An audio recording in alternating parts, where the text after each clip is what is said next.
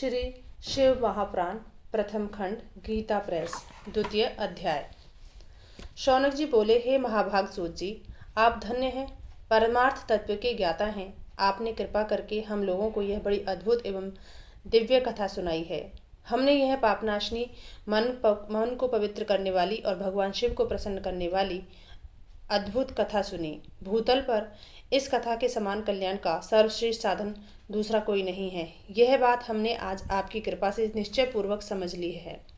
हे सूत जी, कलयुग में इस कथा के द्वारा कौन कौन से पापी शुद्ध होते हैं, उन्हें कृपया पूर्वक बताइए और इस जगत को कृतार्थ कीजिए।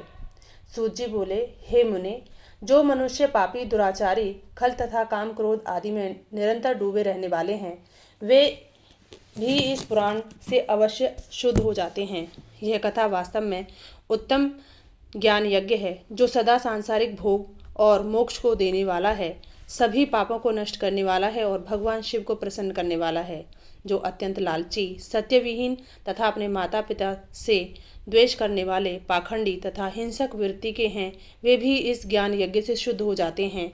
अपने वर्णाश्रम धर्म का पालन न करने वाले और ईर्ष्याग्रस्त लोग भी कलिकाल में इस ज्ञान यज्ञ के द्वारा पवित्र हो जाते हैं। जो लोग छल कपट करने वाले, क्रूर स्वभाव वाले और अत्यंत निर्दयी हैं, कलयुग में वे भी इस ज्ञान यज्ञ से शुद्ध हो जाते हैं। ब्राह्मण के धन से पलने वाले तथा निरंतर व्यभिचार पारायण जो लोग हैं, वे भी इस ज्ञान यज्ञ से इस कलिकाल में भी पवित्र हो जाते हैं।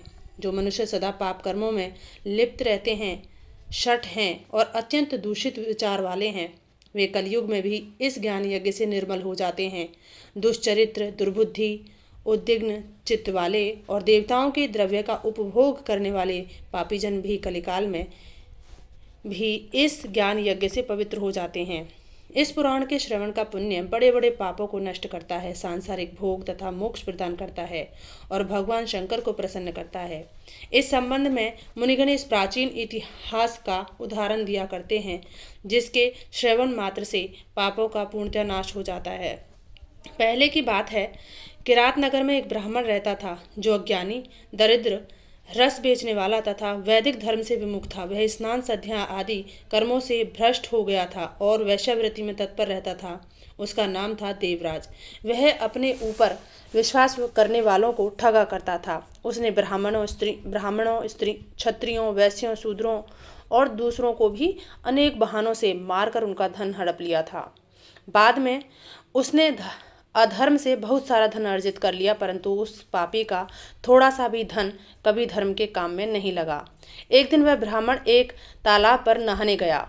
वहां शोभावती नाम की एक वेश्या को देखकर वह अत्यंत मोहित हो गया। वह सुंदरी भी उस धनी ब्राह्मण को अपने वशीभूत हुआ जानकर प्रसन्न हुई। आपस में वार्तालाप से उनमें प्रीति उत्पन्न हो गई। उस ब्राह्मण ने उस वेश्या को पत्नी बनाया तथा उस वेश्या ने उसे पति बनाना स्वीकार कर लिया। इस प्रकार कामवश होकर वे दोनों बहुत समय तक विहार करते रहे। बैठने, सोने, खाने पीने तथा क्रीड़ा में वे दोनों निरंतर पति पत्नी की तरह व्यवहार करने लगे।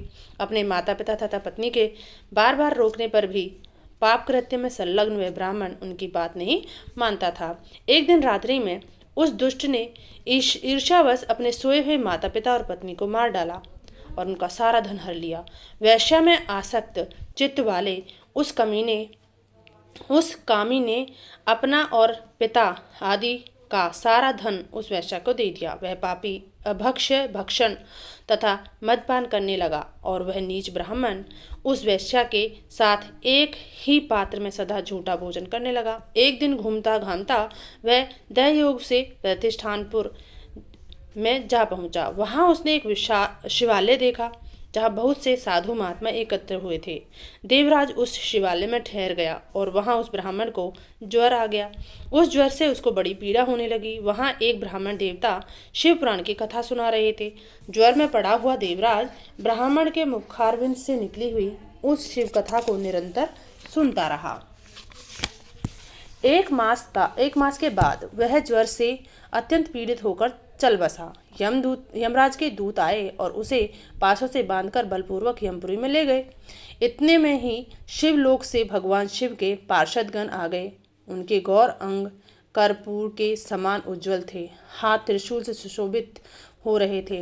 उनके संपूर्ण अंग भस्म से उदासित थे और रुद्राक्ष की मालाएं उनके शरीर की शोभा बढ़ा रही थीं। वे सब के सब क्रोध करते हुए यमपुरी गए और यमराज के दूतों को मार पीट कर बारंबार धमका कर उन्होंने देवराज को उनके चंगुल से छुड़ा लिया और अत्यंत अद्भुत विमान पर बिठाकर जब वे शिवदूत कैलाश जाने को उद्यत हुए, उस समय यमपुरी में बड़ा भारी कोलाहल मच गया।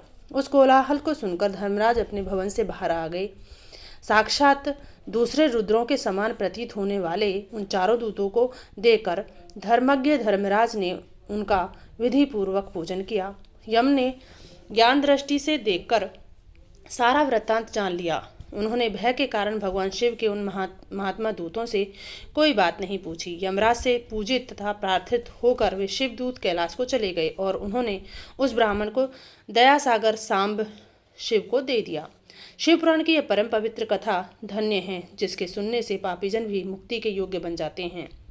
भगवान सदाशिव के परम धाम को वेदज्ञ सभी लोकों में सर्वश्रेष्ठ बताते हैं। ब्राह्मण, क्षत्रिय, वैश्य, शूद्र तथा अन्य प्राणी, यहाँ तक कि जिस पापी ने धन के लोभ से अनेक लोगों की हत्या की तथा अपने माता पिता और पत्नी को भी मार डाला, वह वैश्यगामी शराबी ब्राह्मण देवराज भी इस कथा के प्रभाव से भगवान शिव के परम धाम को प्राप्त होकर तत्क्षण मुक्त हो गया।